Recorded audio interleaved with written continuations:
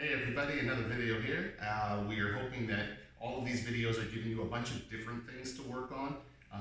Some stuff maybe you haven't seen before, maybe it's been a long time since we've done it in class, or maybe it's the kind of thing we do in certain classes but not the ones that you attend. In any case, I'm hoping that these are all reaching you guys at home. Everybody's okay, everybody's safe. Feel free, definitely drop me a message, just kind of let me know how you're doing. If you have any requests for the different videos that we put out, different kind of content, that would really help me because then I'm giving you exactly what you're looking for. So definitely let me know what it is that you're interested in, and I'll try to make the content that goes that direction. Today we're going to be working on kicks. Now, one of the difficulties of working on kicks, we did another kicking video standing and holding ourselves up against a wall. One of the difficulties of doing kicks standing when you're balancing yourself is you are still holding yourself up. And so there's a possibility that you have to interrupt the training because you've got to put your foot down on the ground or something like that, which can be a little bit disruptive. But if you practice the same kind of thing but on the floor, you actually take away a lot of the things that are potentially getting in your way, and you get a really good core workout built in with everything else. You can generally do more repetitions. You get all of the muscles that you need to do very strong, and you can focus on form instead of just trying not to fall down. So we're going to do a couple of different kicking exercises on the ground, and hopefully you guys can practice this at home. Most of these things, you can't just do it once. You have to do this more, a lot more times than that. Basically throw 10 years at it and you'll be pretty good. But what I'm hoping, I'm going to show you a few repetitions for each of these. You should do more than this. If you're doing it as a workout or as a substitute for being in class, give that a go. Make it take a little bit of time. If you're not sore, you're not trying hard enough. So you got to do a little more than you want to, and you'll start to really see results. So the first one that we're going to do is a front kick.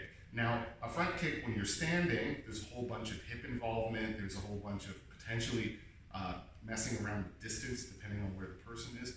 There is a version of a front kick that's from the ground anyway, which is called an up kick. So if in a grappling scenario or someone's thrown you on the ground, you have to kick a person who's standing. You may be in a laying down position, up on an elbow or a hand, and you have to kick upwards. You can use a lot of the same fundamentals. So an up kick might look something like this. Maybe you focus with the heel. In either case, we're actually going to just try it from a position sort of like this. First thing you're going to do is take one foot and curl it up in nice and tight. The foot's off the ground, bringing the toes towards your knee. From here, extend all the way out, making sure that your ankle has actually extended along with it. So ankles all the way out, curl back in, put it onto the ground. Other one, kick it in, extend, back in, and put it down. If you throw a little bit of power at it,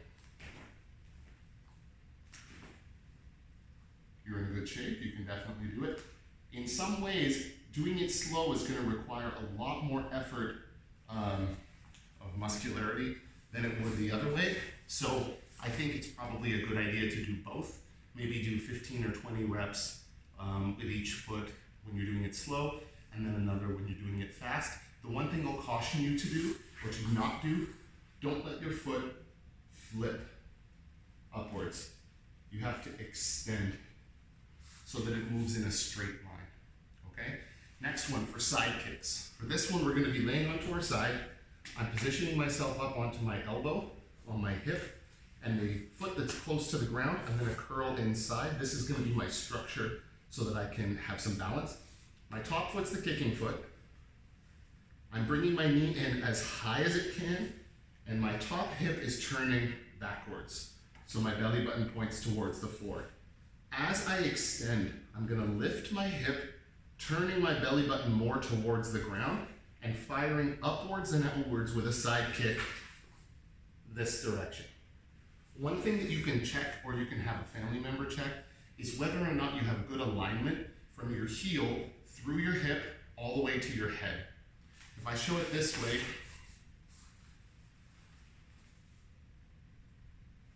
what I'm hoping that you can see, my heel, my hip, and my head are all in in straight alignment, which means that the kick is going to be very strong.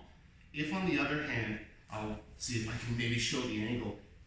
If I do what a lot of people do, which is not roll the hip over enough, the kick goes this way, but the line of my spine goes this way, which makes me sort of boomerang shaped, which is no good. A side kick should feel a lot more like a back kick in truth. So again, same sort of idea. You're tucked in very, very tight. You extend out, roll the hip, come back in. The faster that you do this, having kime at the end and at the beginning where you're doing hikiashi, if you have that power, that when you get there, it's going to be much more similar to the way we do it in kata. It's going to be very useful to you, so that's another good way to do this. Next one, when we do mawashi giri, these ones, I'm not going to lie, this is a doozy. You're going to feel this the next day, but that's the whole point, so don't worry about it. You're going to go to an all fours position. From here, you're going to do the same sort of thing as a dog peeing on a tree, which is lifting your leg out to the side.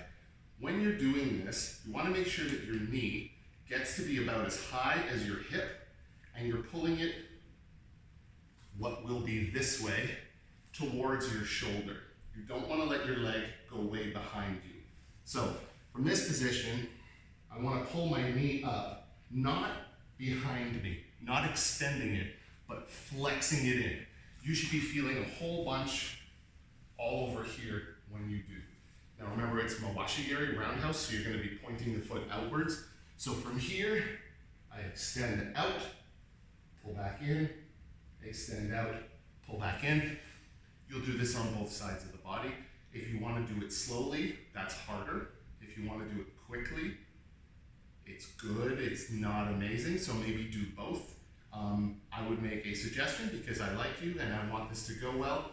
Whichever leg is your weaker leg, do that one first, because the stronger leg will still be able to get some strength even as you start to fatigue and get tired. But if I do my right leg is stronger, if I do my right leg first, by the time I switch over to do my left, everything's shot.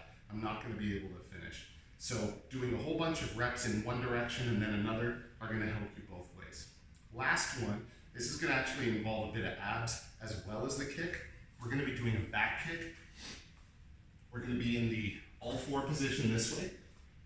First thing you're going to do is tuck this knee as close up to your chest as you can manage, and then you're going to fire out a back kick out behind you once you've hit the maximum extension up this way. Remember that when you're doing a back kick, which is one we don't practice that much, your toes point downwards.